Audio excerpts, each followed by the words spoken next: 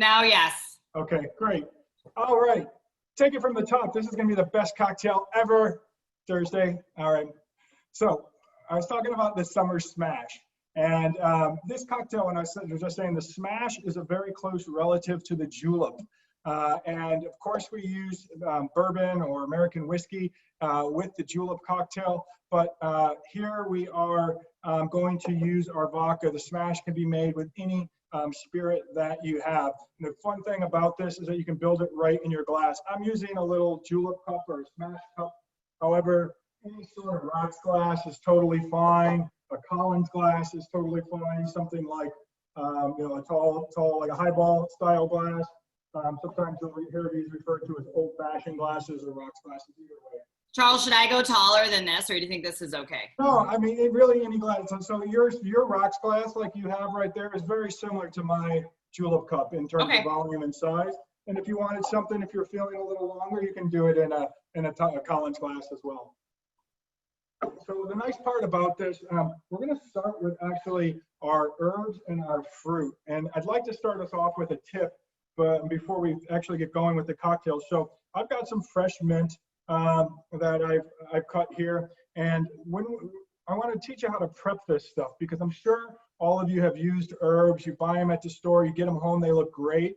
And then the next day you go to use them and they start to wilt, they start to fall over. So with mint especially, you can make this really, really hearty with just a little bit of prep. So the first thing we're going to do is get our sprigs, and we're going to strip down our leaves so we end up with a nice stem. And this is going to be a beautiful garnish piece. We save all of our loose leaves off to the side in a bowl. And this is going to be our muddling mint, or the mint that we're going to use in our cocktail. If you have a bunch of mint left over, or it's the end of the season and you're growing mint, dry that out and you could make wonderful tea out of it. So just go ahead and strip the stems down so you have a nice clean stem. And then you're going to take your mint and submerge it in ice water with the head facing down. And I've already done that to the mint that I have on my bar top here that we're going to use. You just leave it for 10, 15 minutes. It doesn't matter. You can't leave it in there for too long, really, in ice water. Take it out, give the bottoms a cut, and then just put them into room temp water.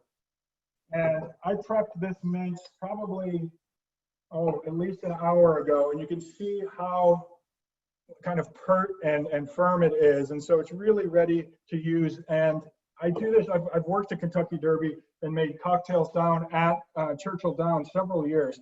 And we will prep hundreds and hundreds of pounds of mint this way.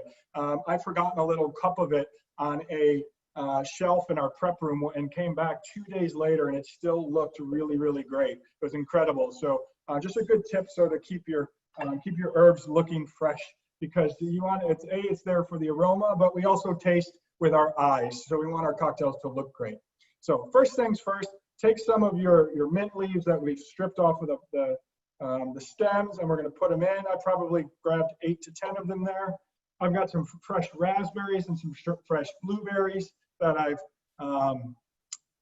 rinsed off and cleaned. So I'm going to throw a few of each of those into the bottom of my cup, straight in. But next, I'm going to add some of the liquid to this cup. And the reason is when I'm muddling this mint, you don't want to muddle into nothing. When you muddle into your simple syrup or your lemon, then you have some liquid there to absorb those oils and absorb the flavor. You're essentially infusing a la minute by the muddling. If you were to just do it dry, it's just going to kind of stick to the muddler. So I'm going to go ahead and add my lemon juice at this point. And we're using fresh, whenever possible, whenever humanly possible, use fresh juice. And actually, at many Mariano's locations, you'll find they have fresh juice that they make right on site there that you can buy. I cheat all the time and I buy that bulk juice when I'm doing events or if I'm having people over and I have a lot of prep to do and I don't want to sit and juice a quart of lemon juice or lime juice. It's really nice to do. So when you juice, I've just cut my lemon in half here.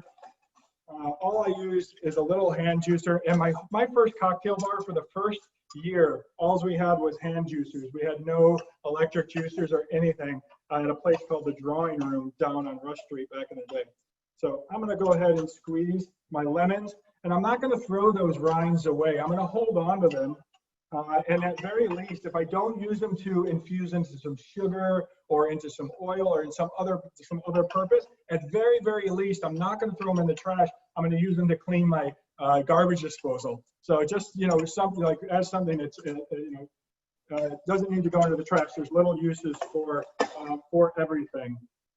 For all of my measuring, I am going to use a jigger, and you can use any measuring device that you want that has your typical measures are going to be 1/4 ounce, 1/2 ounce, 3/4, 1, 1.5, 2, and really anything more than 2 ounces you don't need. And you want all of those determined. There's lots of different, whatever your favorite jigger is, you can go ahead and use that.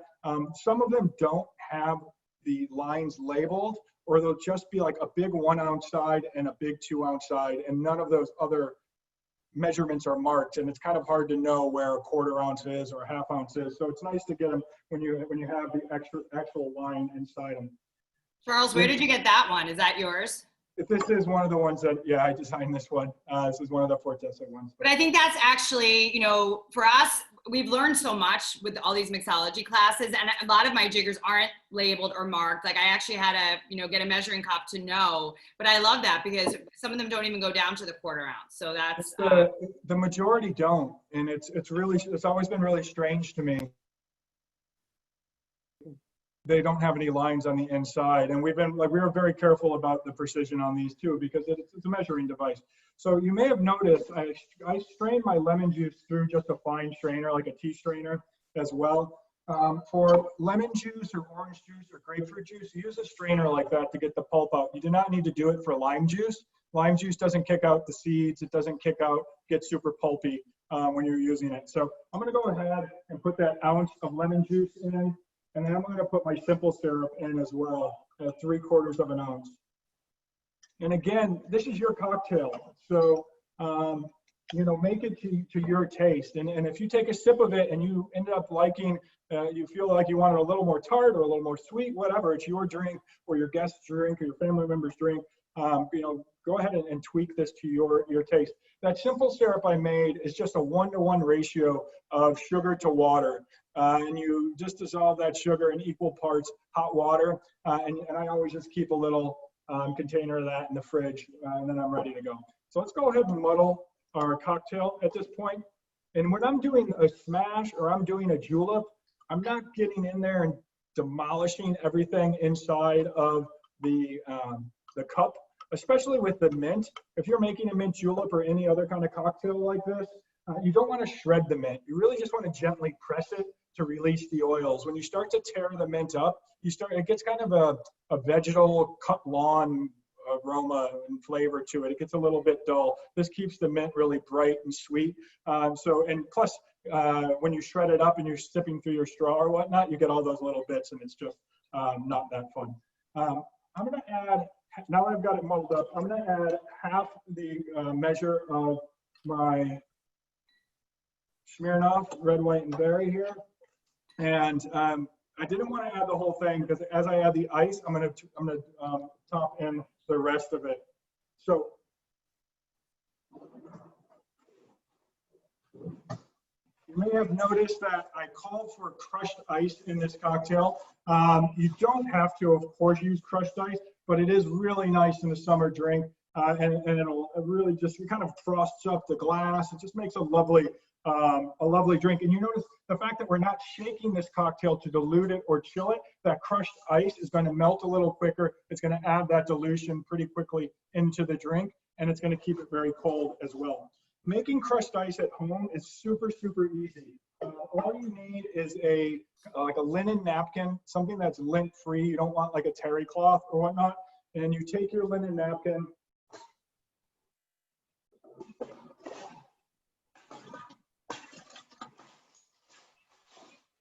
scoop your ice into it, scoop some handfuls of ice into it, and wrap it around.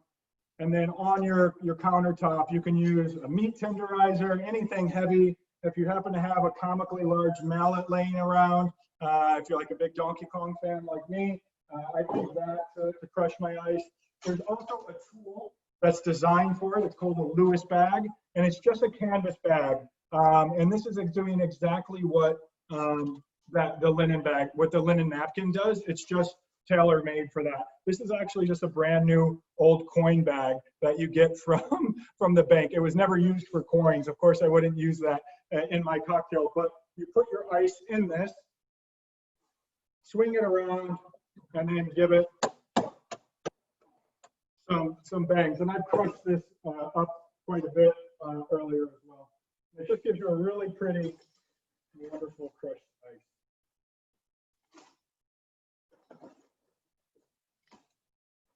So I'm going to fill that up a bit.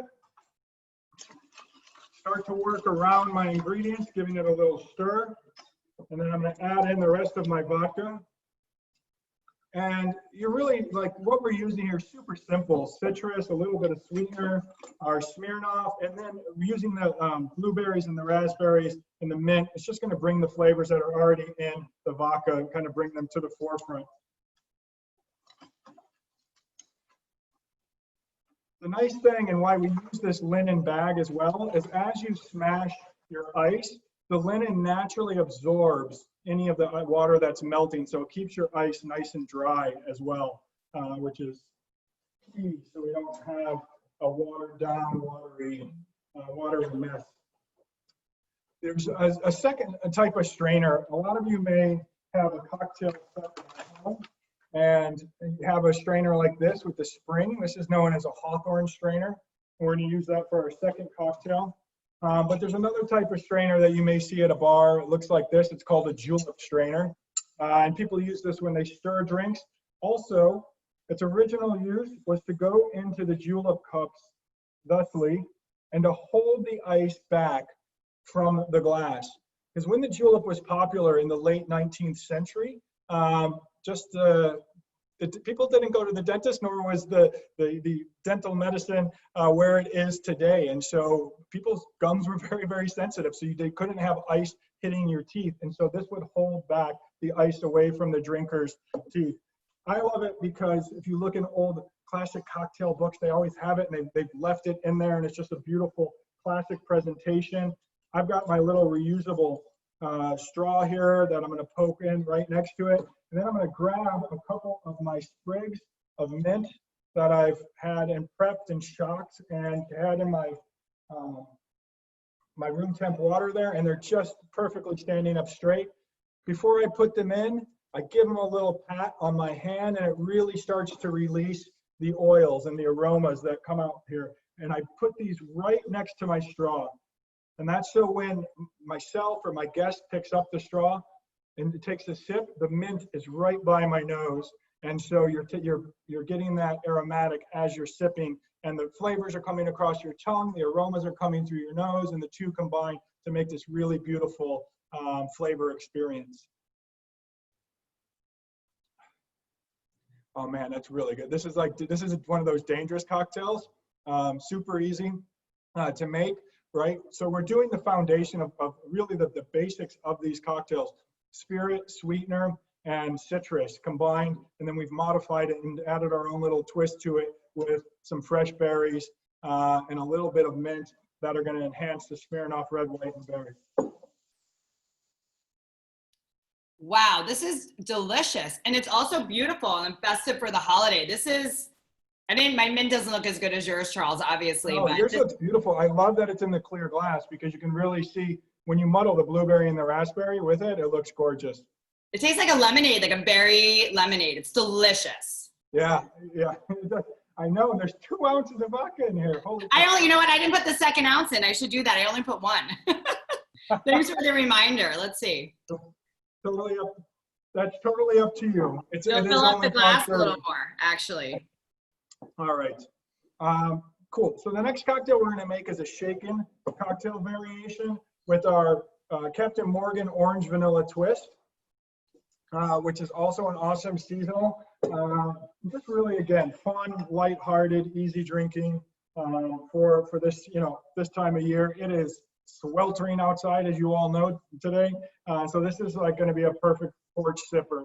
I'm going to fire up the barbecue tonight, and this is going to be perfect out on the patio.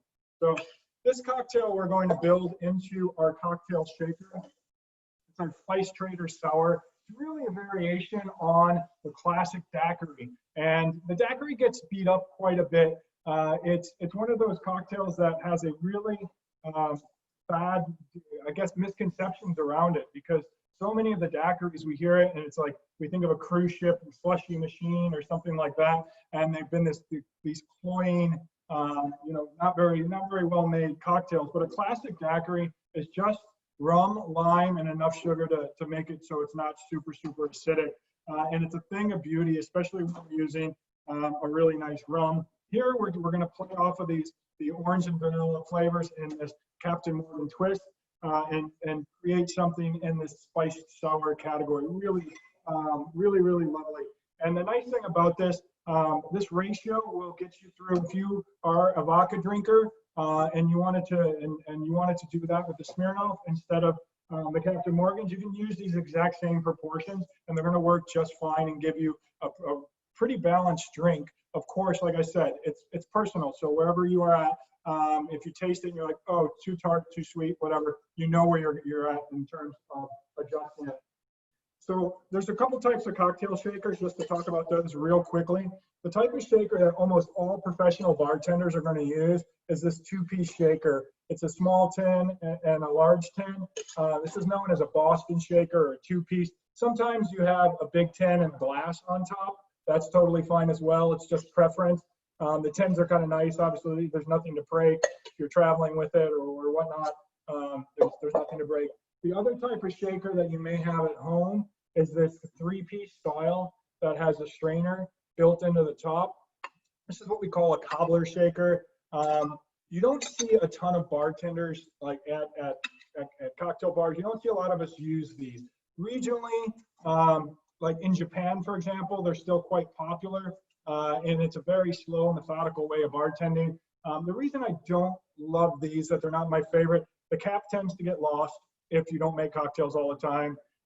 And when you shake them, if you've ever used one of these, the top piece often sticks to the base, and they can be very hard to get apart. So I like the two-piece. If you don't have a cocktail shaker at all yet, that's cool. Just like grab any type of bottle that has a top that screws on it, a mason jar, anything. Like I've done airplane mixology, hotel rooms, whatever. Like, just get creative with it. It's nice to have the proper tools, but if you don't, use whatever you have. Any kind of coffee mug that has a travel mug with a screw top on it, awesome. Like, get to work. It's your cocktail's not going to know how it got to the end. It's obviously a little bit more fun. All right, so I'm going to start off here, and I'm going to start with our citrus in this, and we're going lime instead of lemon in the first cocktail. Now, lime and lemon are, of course, naturally they have quite a bit different flavor, but their acidity is very similar. So you can substitute lime and lemon across cocktails, and they're almost always going to work out just fine. In a lot of tiki drinks, you'll see lime and lemon combined together as well. It just adds a little bit more complexity of flavor. That's fine. Something like orange juice or grapefruit juice, you cannot sub out one-to-one against a lime or lemon if you don't have it. They don't have enough acidity to carry the cocktail, and so the drink will be flat. It's just not going to be bright as one would think. So I'm using 3/4 of an ounce of fresh lime juice, and then I squeeze some fresh orange juice as well. And I'm just going to do 1/4 ounce of that to bring in a nice mix of citrus flavor, and also highlight some of the orange and the Captain Morgan orange vanilla twist that we have here. The next thing I did was make some vanilla sugar in the same way that we made our simple syrup, a 1-to-1 syrup, but I made a vanilla sugar, and this is something that's very easy to do. It also, takes care of some waste. So it utilizes a product that we would otherwise throw away to make something new. And all I did was took a vanilla bean, and I know a lot of people have been baking and trying new skills at home. It seems like everybody has made banana bread and whatever else at home. I've definitely done some baking at home and tried some new skills, whether it's cocktail making. So if you have, you have a vanilla bean, you typically split this open with a knife and you scoop out all the seeds. and then you use those in whatever application you're working in, and then the husk gets tossed out. But there's so much flavor left here. All you do is take a Tupperware or plastic container full of sugar and take the emptied husk, bury it in the sugar, put a lid on it. 2-3 days later, it infuses with all of that amazing aroma and flavor. So good in your morning coffee, good for baking, anything else that you're doing, or in our case, making delicious cocktails. You know, it works out really, really wonderfully. And again, we're not wasting it. Like that particular it's a pricey ingredient, so making it stretch a little bit is really kind of nice. You can also do it with some vanilla extract if you wanted to. If you have that at home and you just wanted to whip up a little bit, a very, very small amount, a little bit goes a long way. Now, if you notice for both of my cocktails, the booze is the last thing I'm putting into either the cocktail shaker or our glass. That is because if we make a mistake on our way, and I'm like, oh no, I accidentally put twice as much sugar in this cocktail, it's ruined. All I'm dumping out is sugar water. I'm not dumping out delicious, delicious booze. So I always finish with the alcohol in case anything gets mixed up along the way. So I'm gonna go ahead and take my Captain Morgan orange vanilla here and 2 ounces of that. And this is a great ratio, one that I found that will appease most people's palates. 2 ounces of our base spirit, whatever that may be, 1 ounce of your citrus, your lemon or your lime, or in this case, a lime and orange blend, and 3/4 of an ounce of simple syrup that you make. It's a pretty good base of baseline, in my opinion. And at this point, you could even take a straw or a bar spoon or whatever and taste it right from your tin and see if the balance is where you like it. And you can adjust it before we even start to shake this cocktail. I'm going to go ahead and for my cocktail glass, I'm going to use a coupe. So this is very similar to what we would may consider a martini glass. This shape has really come around, and it's really the choice of most cocktail bars today are using this curved shape coupe. I think a lot of people would look at this and they would call it like a champagne saucer because there's a long period of time where that happened. But that V-shape martini, whatever you want, this is actually a more classic style of shape. This predates the V-shaped martini glass. Glasses slowly got bigger over time, and they went from this curve to the sharp V shape. And then they got really, really big in like the 80s and early 90s, and the sizes have come down a bit, which I love. I like a glass around a 10-ounce glass is great. 10, 10.5, 11-ounce glass is fantastic. I'd rather have 2 cocktails freshly made that are still cold and properly diluted and just have a second one as opposed to one enormous one that ends up being a watered down, soupy, tepid mess at the end of it. And we've always tried to do that at our bars as well, making cocktails that are priced at the right price point. So you can have 2 as opposed to having one gigantic one that just tastes like crap afterwards after a little bit. All right, so I'm going to fill up my shaker here with ice. And really, when you're filling up your shaker, halfway is fine. You know, a little past half is fine. It doesn't matter. You can certainly, in most full-size cocktail shakers like this, you can make 2 cocktails at once. Totally fine to do. One quick tip: if you are using a Boston shaker, a 2-piece shaker like this, when you put the small tin in the top, you put it in on an angle. So you can see that it is going in on an angle here, and it gives me one flat side. If you put it straight up and down and then banged it in, that's when they get stuck and they become hard to take apart. So you put it in on an angle, just give it a little tap. When you have a well-made shaker, they're really machined to fit together, precision. And when you shake it, it expands and you get this seal, you get this magic seal where the bottom should not fall out. If you're going to test that with your shaker at home, do it over your sink for the first time until you know that it's going to work. But it forms a nice watertight seal. And then to get it apart, all you need to do is create any tiny air gap, and this is going to loosen up. So you can squeeze the bottom tin and wiggle it out. You'll see bartenders shake, and then give it a little tap, and then pop it out. Whatever you want to do for your style. The Hawthorne Strainer, especially one that comes with your shaker, is going to be designed to fit perfectly in there. We just put one finger over the top, and that allows you a couple things. It doesn't your strainer won't fall off, and you can also use your finger to move the strainer forward and backwards and kind of adjust the flow and make sure that you don't have it blocking your little gap so it doesn't start to spill. And then we'll just pour that straight in for a glass. You can garnish as you like here. I'm going to add a little dash of bitters, and these aromatic bitters are the standard bitters that are kind of the workhorse of your bar. They have what we kind of look at as baking spices, clove, cinnamon, nutmeg flavors. They go really great and just enhance the flavors that are already in the Captain Morgan. Now you can garnish however you want: lime twist, lemon twist, whatever you want. I'm going to do a little orange twist to play off this orange vanilla flavor, and I'm using a channel knife. And a lot of people have these in their kitchen drawer, and they're like, "What? I don't even know what it does. I've never used it. It's been in my drawer for 6 years, and it's got this little channel in the top of it." A lot of times they have little holes at the tip, which are used for zesting citrus as well. But what the channel knife itself does is cuts a really beautiful twist.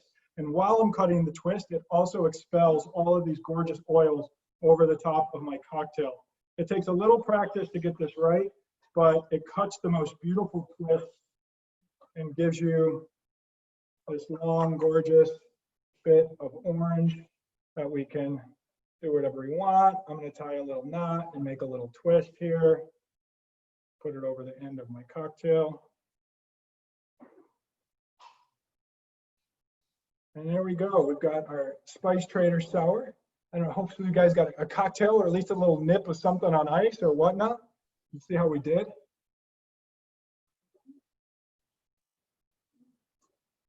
Oh yeah, that's sensible. I'm going to keep that one for myself as I prep dinner this evening. Amanda, how'd yours come out? Mine is so delicious. I love both because they're very refreshing, especially for the weather we're in and for the weekend coming up. So Charles, really great job with the recipes. They're awesome.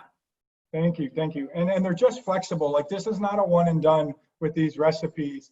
They like whatever produce you have at home, toss in there. Don't sweat it. If you don't have blueberries and raspberries and you have strawberries, awesome. If you have strawberries in the garden, even, awesome, great. Like if they just, because they just may have come up in the last couple of weeks, great. It's a lot of times this time of year too, you go to the store and you'll see little areas and they'll have fresh plants that'll come in at certain times of the year. And that's always great to put a mint plant early in the season and put it on your patio or in the, wherever, and have those herbs coming in fresh all year round, or all season round. And those are perennial, so they'll come back the next year too, which is great. A lot of those herbs are. I know we have some questions coming through. I have a few questions too. So with the bitters, would you use like an Angostura, or what about these old-fashioned aromatic bitters? Yep. So what you have in your hands is from Fee Brothers, and then I was using Angostura. Okay. So they're both aromatic bitters, just from different companies, and both of those are going to work great. This one smells so much different. I haven't used this one in a while. It has definitely more like spice flavor. I thought it might be better with this. Yeah, they are. So they're meant to be used in the same way, but yeah, they're from different companies, so their flavor intensity is a little bit different. Yeah. And those are the workhorse bitters. If you're going to have one type of bitters at your home bar as you build your home bar, an aromatic bitter is the place to start. I have tons of them on my back bar here. This actually, all the little things on this bottom shelf are all bitters on this part of the bar. And I probably got 10 different brands, but like the workhorse Angostura is great. And you can get it at the store there. It's really the workhorse. And then you can start to look at all of the more nerdy brands. I've got stuff from all over. I got and it's great. I bake with those bitters. I made some like peanut butter molasses cookies the other day, and I threw some of those aromatic bitters in, and it was really wonderful. It was like a little spice blend, really highly concentrated as well. It's delicious. Karen would like to know about the rum. Is it a very sweet rum? I mean, I really didn't get a strong rum flavor. It's a very smooth. Yeah, so you've got the it's not, I wouldn't say it's not, so there's a misconception around rum. I'm gonna have a little bit of this neat. You know, rum is made from sugar cane by definition, but once you distill it, there's sugar content on the tail end of that is the same as a vodka or anything else.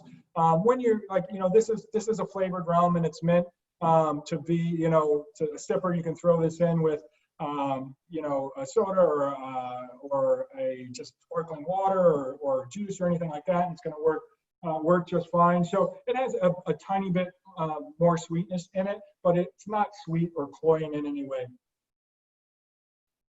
Yeah, it's not a liqueur, and you can adjust for that. If you're making a cocktail, then pull back on your simple syrup just a little bit. If your cocktail is a little bit sweet, just dial back your simple syrup and make you know, customize that to your own taste. And that's the beauty of, you know, and the importance of using a jigger and measuring when you're making a cocktail, and you know the next time you go back, you know, keep a little notebook. And it's cool. Like you go back the next time and you remember, like, you know, I like this recipe, but I liked it with 1.25 ounces of lime juice, or I liked it with 3 ounces of Smirnoff, whatever it might be. You know, it's up to you. But it is, but you just, I'm guilty of it all the time. I grew up with my grandmother, and when I learned to cook with her, and I always try to learn her recipes, and she's like, oh yeah, she's like, this much. I'm like, Graham, like I can't, she didn't write anything down for decades, you know, like nobody in that generation did. So it's a good habit to do, so you remember when you come back the next time. My pro tip from today is that the smash definitely tasted better with the 2 ounces of Smirnoff in it. And it might be, that smash may be a little intense at first, because remember, we haven't diluted it at all in that glass. We haven't shaken it. And when you shake a cocktail, you're adding probably 30% dilution to that drink. Like when we shook that second cocktail, if you measured the ingredients that went into the shaker, shook it with ice, like 30% more volume on the back end. But that being said, if I'm sitting on the back porch with that glass and I had crushed ice, in 10 minutes, it's going to be at the perfect level. So it's just not, as opposed to it getting washed out and watered down in 10 minutes, it's going to be kind of just open up and evolve in the glass, which is nice. Dan had a few questions. One was when you put the husk in the sugar, which I did, we talked about this yesterday, so I did do that. It definitely changes the flavor of the sugar. Like you really should use this for baking or something that requires that vanilla flavor. Yeah, it's gonna get, you know, depending on how much sugar you use, like a couple cups of sugar, and eventually that husk is gonna be brittle, and you're gonna see all of that moisture has been pulled out into the sugar, which you want. And that means all that flavor has been absorbed by the sugar. Yeah, it's gonna taste like vanilla. It's gonna taste like delicious natural vanilla too, like from that great bean that you got. So it's gonna be like, again, like I say in the morning for my coffee or whatever, like a tiny spoonful of that. And I feel like vanilla is not sweet in and of itself, but it has perceived sweetness. We associate the flavor of vanilla with sweet because it's so often in confected goods or desserts or ice cream. So simply by having the flavor of vanilla, it kind of tricks our brain into it tasting sweet without it actually adding more sugar into it, which is kind of nice. So you can probably get away with using a hair less sugar that way as well. The beautiful thing is, though, about these cocktails, when you make a cocktail fresh, a cocktail with 1/2 ounce, 3/4 of an ounce of simple syrup and 1 ounce of citrus and a couple ounces of booze, really you're looking at a drink that's in the low hundreds, like 120, 130 calories. And this is something that I found out through making my own bottle cocktails. Like we had everything run through and to see what the actual calories were in those, and we were surprised, like very pleasantly surprised to see how low calorically it actually landed, which is really, you know, nice. It's not like you're getting a frappuccino with 1,100 calories and you don't realize that you've done that before 11 a.m., you know? That's great. That means we could drink more this holiday weekend. Dan would also like to know, what is your favorite Chicago bar? Oh, well, it's been this bar you're looking at right now for the last 3 or 4 months. I mean, I've got so many that I love for different reasons. I'm born and raised in Chicago. You know, I worked the last 20 years in Wicker Park and Bucktown area, and down in River North and West Loop. My last bar I ran was the Aviary. I was a beverage director over there. You know, the city's so great. Like, you know, it depends on the mood. If you want a great cocktail, there's so many good places. Like the Drifter, I love. The Drifter is really wonderful. It's underneath the Green Door down off of Orleans, and it's a little, you know, speakeasy vibe to it, but totally unpretentious, killer cocktails. You know, I think some of the best drinks with the best vibes. They have little burlesque shows and stuff. But I love just a good, you know, just a good neighborhood spot too. Chicago does it so well. Ludlow Liquors, which used to be the Orbit Room, is probably the closest bar to my house, and I love it. It's bartender owned, and you have a lot of bars like that in Chicago. Sportsman Club, bartender owned, where you can get a good cocktail, and also just if you're with somebody and they just want to drink, have a beer or a vodka soda, like nobody's gonna turn their nose up. They're gonna just make you drink and have a good time. And I think that's a great place to be. Well, I think my favorite bar would be the bar that you're at right now too. It looks like it's all stocked, and yeah, and there's a resident expert. I've been limited. My guests have been a couple close friends, my partner, and my puppy. So you know, and my dog doesn't drink, so luckily, but he's not bad company though. Oh, I love that. He laughs at all my jokes. It's all right. That's awesome. Well, does anyone else have any questions for Charles? It's not often we have someone as amazing as him here with us at Mariano's Meetups, and hopefully you'll come back and do another one with us, I hope. Yeah, I would love to. And thank you guys so much for having me. Thank you all for joining, and thank you to Smirnoff and Captain Morgan. The nice thing about this stuff too, I went to the store and picked these up myself as well. Super reasonable. It's a really inexpensive way, and you make a bunch of cocktails for your weekend. And you're in it for a very, they're really reasonable in terms of cost as well. So, use those few extra bucks that you save on really reasonably priced booze and get the fresh citrus, and if you can make a cup of hot tea, you can make some simple syrup. So it's really easy to do, and you'll thank yourself that difference by going fresh and just taking out those extra few minutes. You deserve it. You deserve it. You deserve the best. We do deserve it. So we'll definitely look forward to having you back again, Charles. And honestly, these cocktails were great. Both of these brands, the Red, White, and Berry and the Captain Morgan of an Orange Vanilla Twist, are limited. So they might not be in stores for that much longer. We do have them in stores now, but they're very seasonal. So we really appreciate you teaching us some tips and tricks.